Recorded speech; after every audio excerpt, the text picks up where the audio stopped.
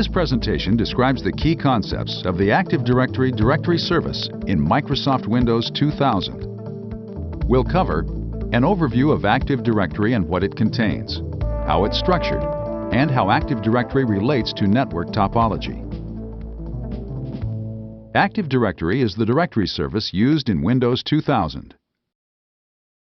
A directory service stores information about all the resources on a network, such as users, groups, computers, files, printers, and applications. Plus, it provides all the services that make the information available and useful. Active Directory stores information about resources in a hierarchical structure. It contains objects that represent the different types of network resources, users, printers, and so on. Each object has attributes, such as a user's first name, last name, and email address, or a printer's asset number and location. Now let's look at how the Active Directory is structured. Objects are maintained in a domain. A domain is the basic unit of organization and security in Active Directory. Within a domain, objects can be organized into logical containers called organizational units, or OUs. Using OUs, you can create a hierarchy that duplicates the structure of your organization. Even more importantly, you can delegate some administrative responsibilities for these smaller units. While an administrator has full administrative rights for the entire domain, a user, such as a department or team manager, can be granted rights for a particular subtree of OUs or even a single OU.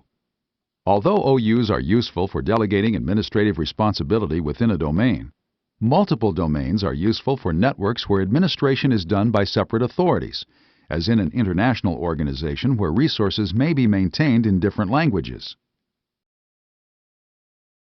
Multiple domains can form a domain tree. The root domain is always created first. It becomes the parent domain to child domains that are added directly below it.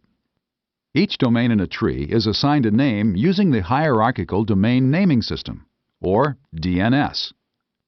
As other domains are joined to the tree, the name of the child is added to the parent's name, reflecting their relationship. To make network resources globally available to users, by default, Active Directory transparently joins domains through two-way transitive trust relationships. Trust relationships make a domain's resources available to users in other domains. Transitive means that the trust relationships carry through automatically to other domains in the tree. So, users in one domain may have access to resources anywhere in the tree, except, of course, to resources that have been restricted. The tree model of multiple domains can be extended to create a forest of trees for organizations that need to maintain separate organizational structures, such as a company that needs distinct public identities for its subsidiaries. Although each tree can have different naming schemes, they share three things: transitive trust relationships between any domain within the forest, a common schema, the complete set of object types, and they share the comprehensive global catalog.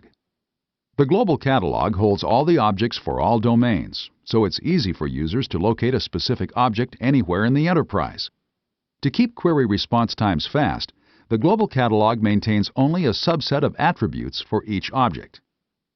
The global catalog is automatically replicated to those domain controllers throughout a forest that are designated as global catalog servers. Domain controllers manage Active Directory information and user domain interactions, including directory searches across the enterprise.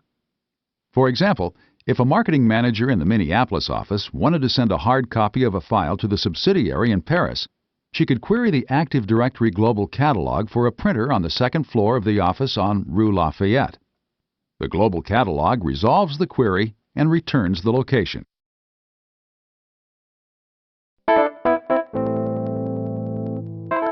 Finally, let's look at how Active Directory relates to network topology.